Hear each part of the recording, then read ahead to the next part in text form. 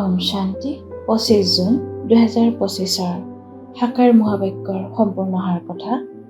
মৰমৰ সন্তানসকল, পিতাই তোমালোকক নতুন সৃষ্টিৰ বাবে ৰাজযোগ শিকাই আছে। সেইবাবে এই পুৰণি সৃষ্টিৰ বিনাশো নিশ্চয় হ'ব।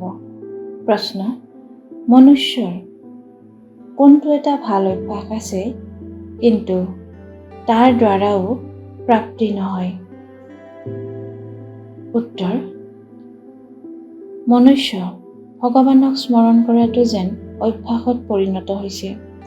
যেতিয়া কোনো পৰিস্থিতিৰ সৃষ্টি হয়, তেতিয়া কৈ দিয়ে, হে ভগৱান।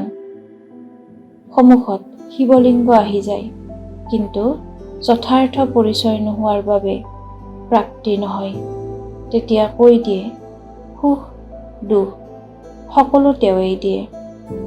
তোমালোক সন্তানসকলে এতিয়া এনেকৈ নোকোৱা। ধাৰণাৰ বাবে মুখ্য সাৰ: 1. শিৱ বাবাক নিজৰ উত্তৰাধিকাৰী কৰি সকলো সলনি কৰি ল'ব লাগে। উত্তৰাধিকাৰী কৰি শৰীৰ নিৰ্বাহ কৰিব লাগে, নিমিত্ত হৈ থাকিব লাগে। টকা পইচা কোনো পাপ কৰ্মত খটুৱাব নালাগে। 2.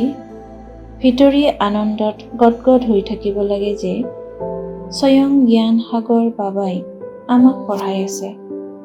পুণ্য আত্মা হ'বৰ বাবে স্মৃতিত থাকিব লাগে।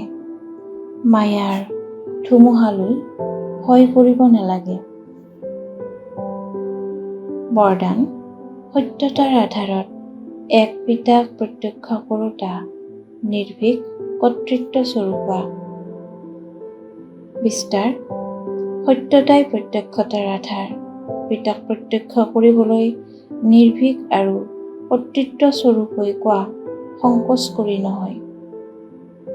যেতিয়া অনেক মতধাৰীয়ে কেৱল এটা কথা মানি ল'ব যে আমাৰ সকলোৰে পিতা এজন আৰু তেওঁৱেই এতিয়া কাৰ্য কৰি আছে, আমি সকলো এজনৰে সন্তান, এক হওঁ আৰু এই এজনেই যথাৰ্থ, তেতিয়া বিজয়ৰ পতাকা উৰুৱা হ'ব।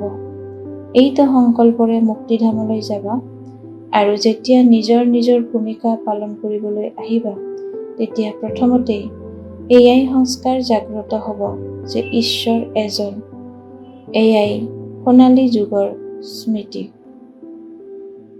শ্লোগান: সহ্য কৰা মানেই নিজৰ শক্তি ৰূপ প্ৰত্যক্ষ কৰা।